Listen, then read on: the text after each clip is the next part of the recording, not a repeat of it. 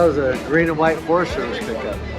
Straight 6 and a truck 4-speed in it. I picked it up in 1996.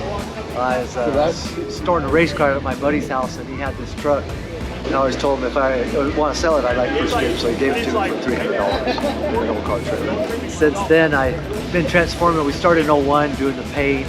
We didn't really do all the suspension and that until later on, but it rode around in 15-inch wheels, 6-inch modern centerline type of tire. And it rode around for about 10 years like that, in the blue and everything. But under the hood wasn't done like this till about 10 years later. About 2011 is when I got a wild hair with overhaul and being on TV, and so we took it to just a cab on a frame. And from there we just did the C-notch in the back, did all the suspension from CPP and Western Chassis. So this has a 5.5-inch drop in the front and 7 1/8 drop in the back. It's all coil, no air, it's all coil. Rides just like it looks. I have so many resources and outlets. My phone is just full of contacts for just car stuff. So I have probably 30 different places that I've been to do this truck.